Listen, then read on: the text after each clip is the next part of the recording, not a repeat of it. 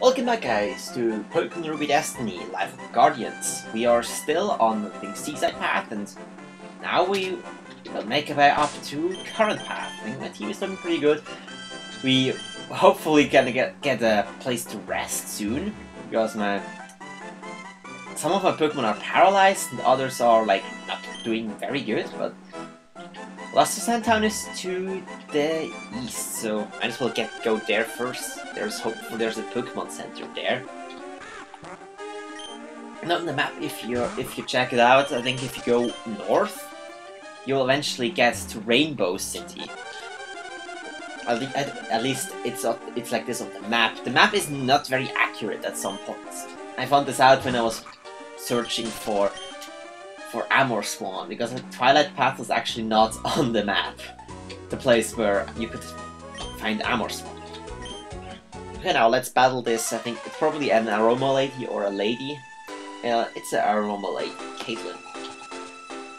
And, oh, a Venusaur. That's a pretty good matchup for me. I have the type advantage. I don't think this is going to be a one-hit KO. Definitely not, but a two-hit KO it is.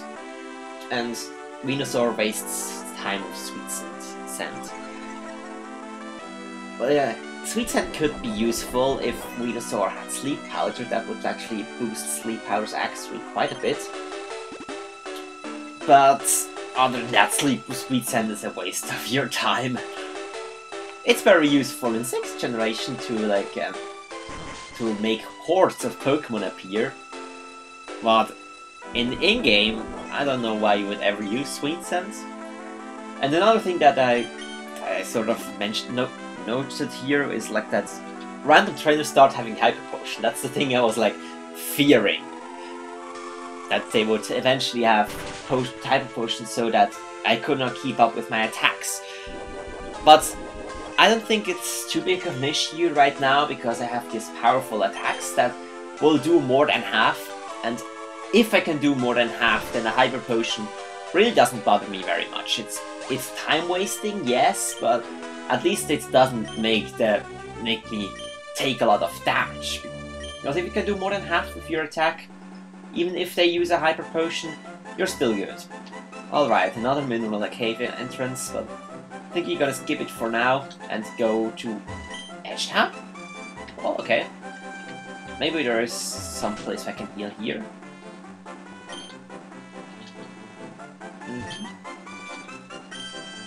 Wild Pokemon wander the place. Let's see, maybe we'll find some cool Pokemon around here. Probably not, but we'll see. There's no market to buy repels. Well, I don't know, how could anyone afford repels if they need potions and Pokeballs at the same time? Unless everyone like uses the Trick House.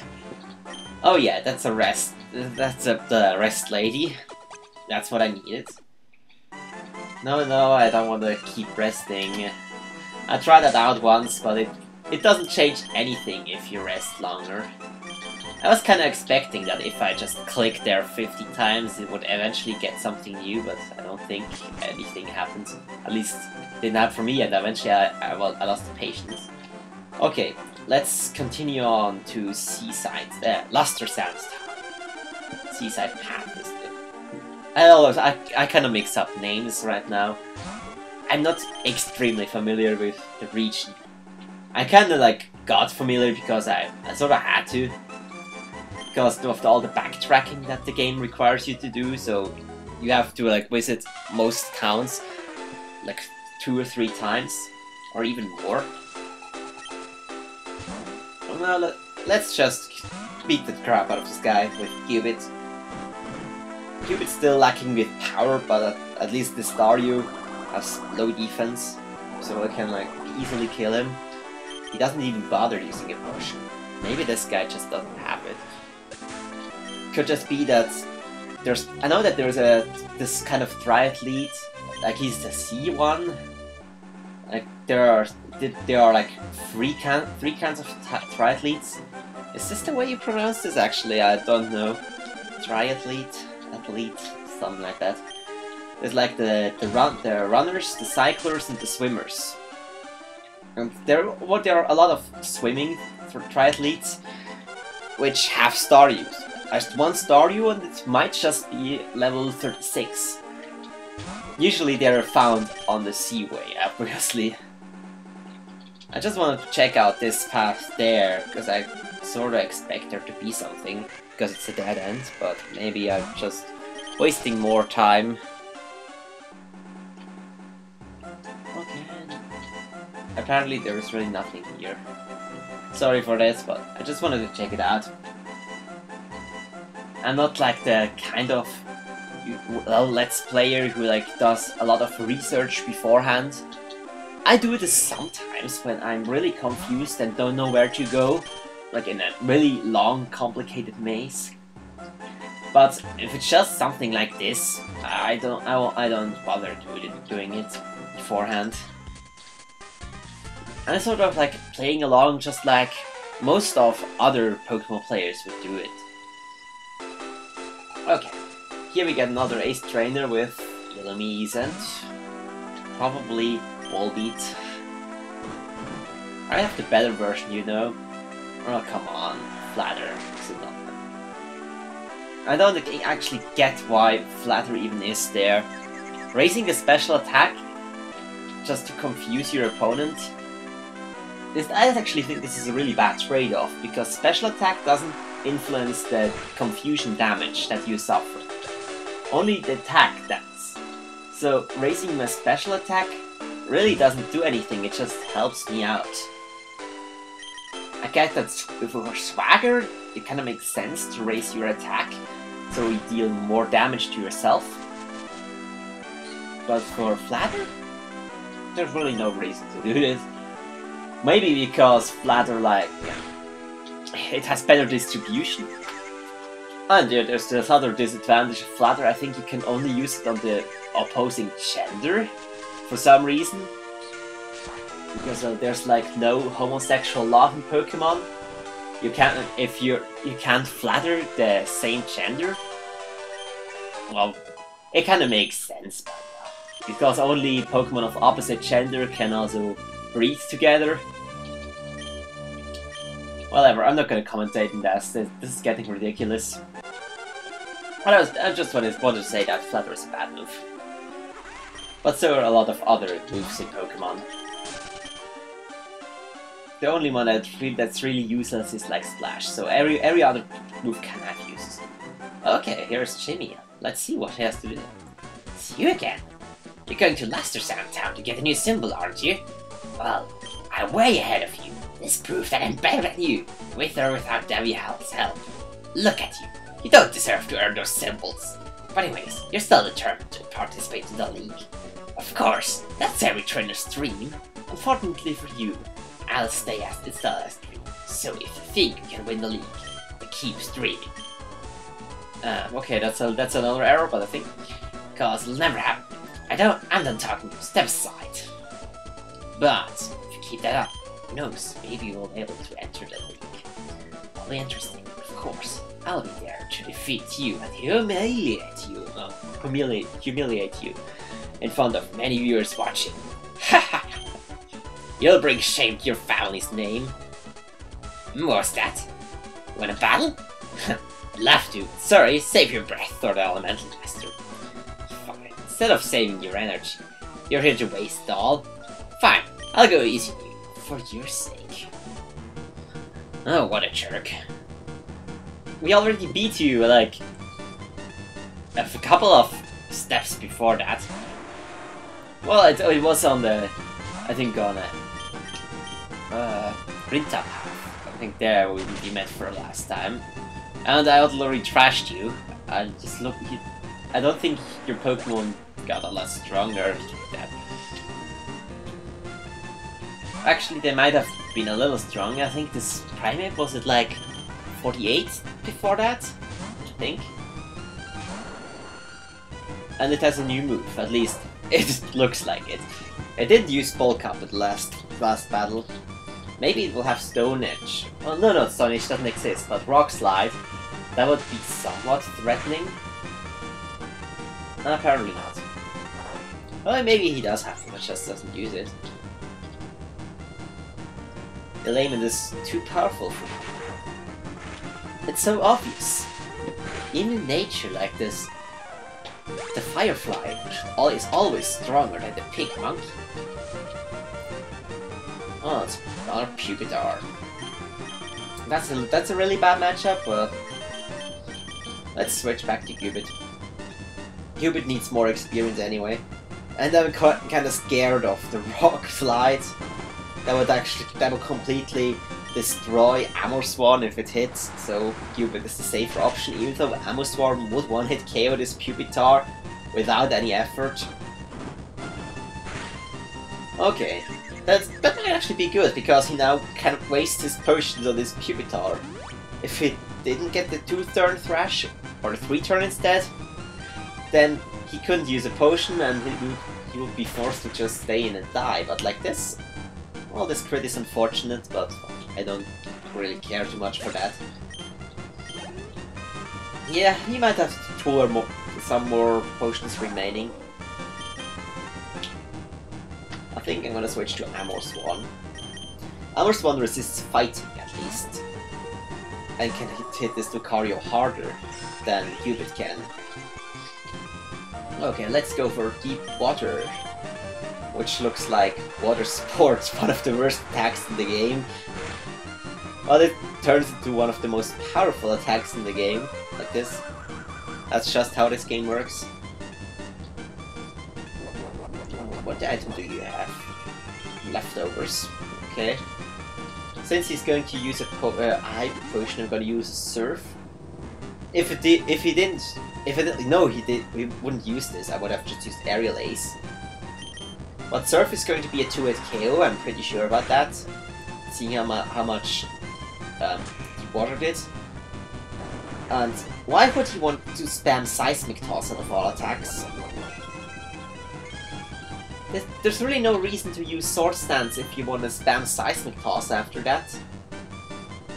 He probably has another attack like Cross Chop. That doesn't to deal extra damage, but I actually think Cross Chop would do more with the Sword Dance.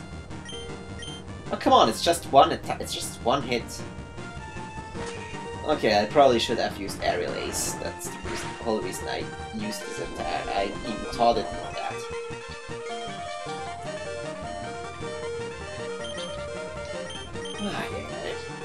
So probably not a lucky day again. Why do you use Sword Stance again? I don't get it, but... well, it's your decision. You're the master.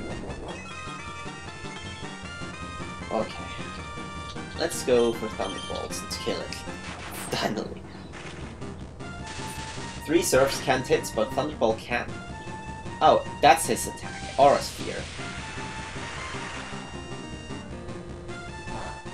Actually, that's pretty good damage. Though it's a +3 attack. But it should definitely do more than his freaking Seismic Toss. Sorry about that. I'm also kind of worried now because Shockwave doesn't do a lot. And I know that this last Pokemon is a Charizard, and both of my Charizard sort of counters are like on low hit points.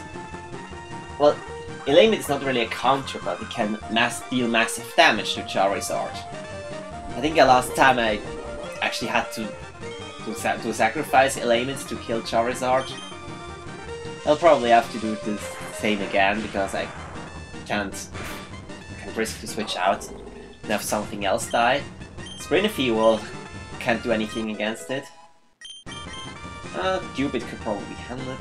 Oh, I thought he had a Charizard, but for some reason, but apparently he doesn't. Whirlipede is easier to defeat anyway. Maybe the Charizard was against another opponent. Okay.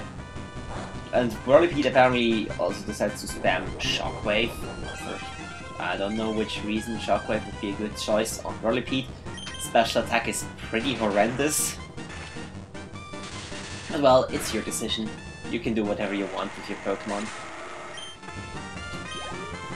So, still think you're gonna be that I'm the worst, that I'm not gonna make it to the league and you're the best guy? I thought, when because I went easy on you, but don't worry, when we meet in the league, you'll face me with all full strength. I don't believe you. I'm gonna believe you, I'll trash you, whatever you do. Well, whatever. Your victory is nothing anyway. See ya. Okay. That's exactly what I was thinking. Even my avatar has the same mind as I do. Okay, nothing here. Well, I was actually kind of surprised that there was like no Churk rival. The closest I came to a Churk rival was Richard, like at the very beginning of the game, and you never actually battled him, and after like your first encounter, and he's not really a Churk. He's just like Felinar obsessed, and he's in the Dark Organization. Oh yeah, that's new music. I don't know it yet. Maybe at some later points I will recognize this music. It also might be from a game that I have never played. I know that I think the Wild Arms franchise has some pretty cool town music. And so does the Suikoden franchise. I have played the Suikoden games, at least some of them, not all. Suikoden 1 and 2. I don't know. Quants. So this is the Elemental Master. So let's just explore the town first. See if there's anything that we can get for free.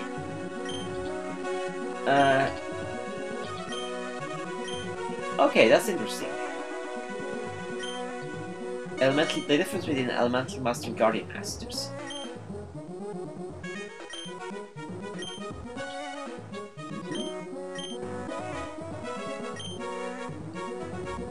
Yeah, that's pretty much what it is. Like Elemental Masters, they have mastered an element, like one type of Pokemon, and Guardian Trainers are trainers who were chosen by a legendary Pokemon to be their Guardian Trainer.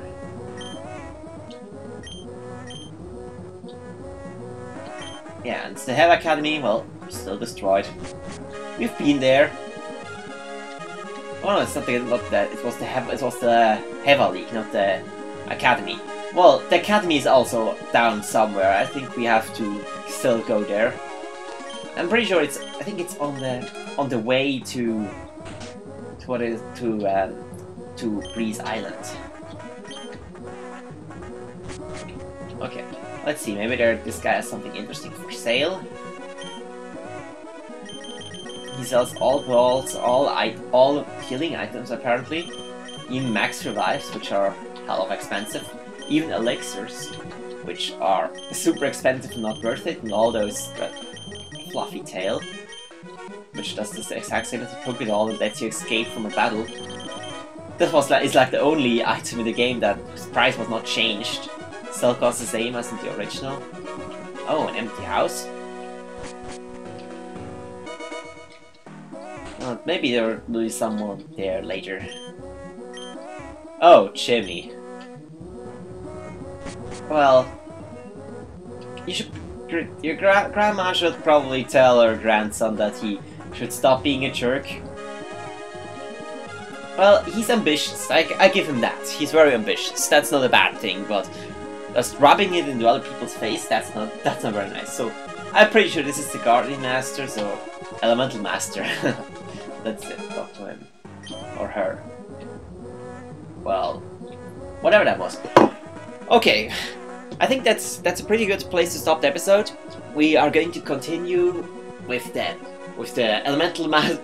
the Elemental Master, hopefully, in the next episode. So until then, I hope you enjoyed this, and I'll see you all next time. Goodbye, everyone.